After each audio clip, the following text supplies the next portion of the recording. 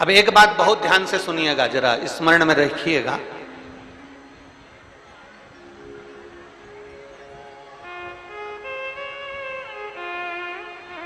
कई माताएं कहती हैं कि गुरुदेव हम अगर चंदन का तिलक लगाकर जाएंगे या हम त्रिपुंड लगाकर जाएंगे तो लोग हंसते हैं।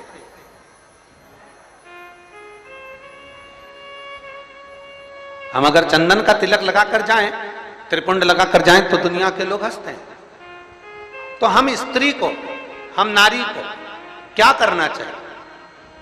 शिव महापुराण की कथा कहती है कि मात्र शिवलिंग का स्पर्श कर कर, मात्र अशोक सुंदरी वाली स्थान का स्पर्श कर कर, मात्र पीठिका का स्पर्श कर कर, मात्र नंदी का स्पर्श कर कर, मात्र शंकर भगवान के दरवाजे की चौखट का स्पर्श कर कर भी नारी 3 उंगली अपने मस्तक पर लगा लेती है तो वो त्रिपुंड का ही भाव प्रकट कर देती है। मात्र उतना भी कर लिया तो शिव तत्व की प्राप्ति।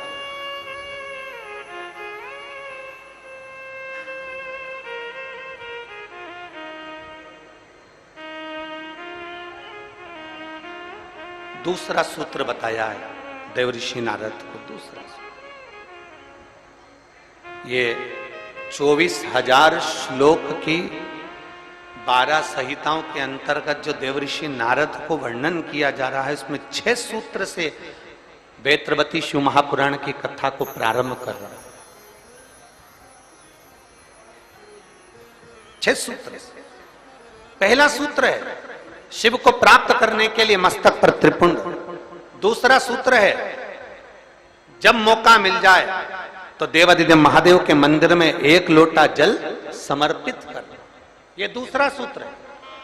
अगर संसार का व्यक्ति अपने मस्तक पर त्रिपुंड नहीं लगा सकता, संसार का व्यक्ति अपने मस्तक पर चंदन तिलक नहीं कर सकता, तो शिव महापुराण की कथा कहती है देवऋषि नारद, ये दूसरा सूत्र है कि भगवान शिव के मंदिर में जाकर, शंकर के शिवालय में जाकर 1 लोटा जल अपने घर से भरकर, अपने घर से ले जाकर शंकर भगवान के शिवलिंग को समर्पित करना शंकर को प्राप्त करने के बराबर है। ये दूसरा सूत्र वर्णन किया गया। दूसरा सूत्र।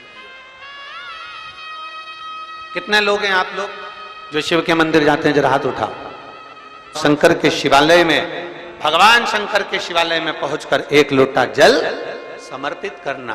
तीसरा सूत्र है अपने गले में रुद्राक्ष को धारण करना। ये तीसरा सूत्र। मान दोनों को धारण कर लो। क्यों? क्योंकि सिर का तिलक मिट जाएगा। मान लो तुम्हारे पास में कुछ होगा तो वो छूट जाएगा, पर ये गले में पड़ा हुआ रुद्राक्ष, गले में पड़ी हुई तुलसी की माला, अगर तुम्हारे प्राण भी छूट गए तो वो तुम्हें नरक नहीं भेज सकते, वो तुम्हें शिव धाम ही भेजे, भगवान शंकर के धाम। भगवान देवालय शिवालय में जाकर भगवान शंकर की आराधना करना, पूजन करना, गले में रुद्राक्ष धारण करना। चौथा, भगवान शिव के पंचाक्षर मंत्र का जाप। भगवान शिव के मूल मंत्र का स्मरण। फिर अगला वर्णन करा,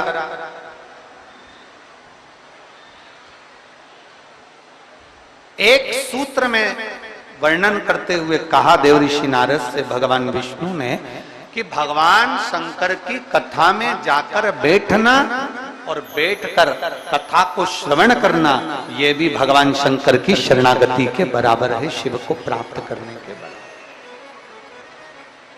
शिव को प्राप्त करना। और आखिरी का जो सूत्र कहा गया वो सूत्र है कि शिव महापुराण की कथा को सुनने के बाद अपने भीतर, अपने अंदर मनन चिंतन। कथा का मनन चिंतन अपने भीतर।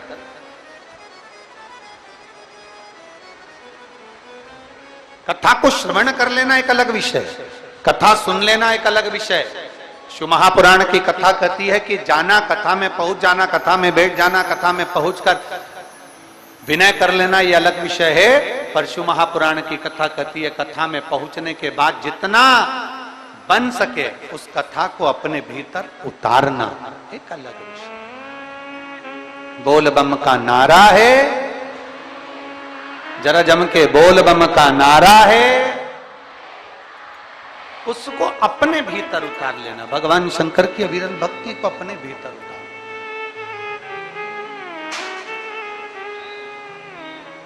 शिव कथा कह रहे देवजी नारद,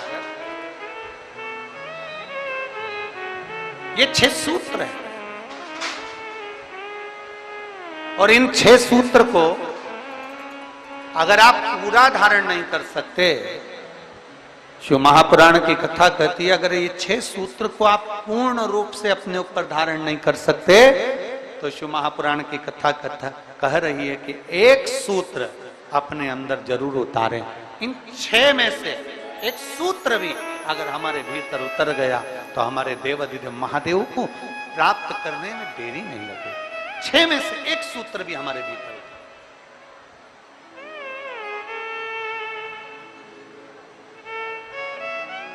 अब ये आपके ऊपर निर्भर करता है, ये आपके ऊपर निर्भर करेगा कि आप कौन सा सूत्र अपने भीतर उतार।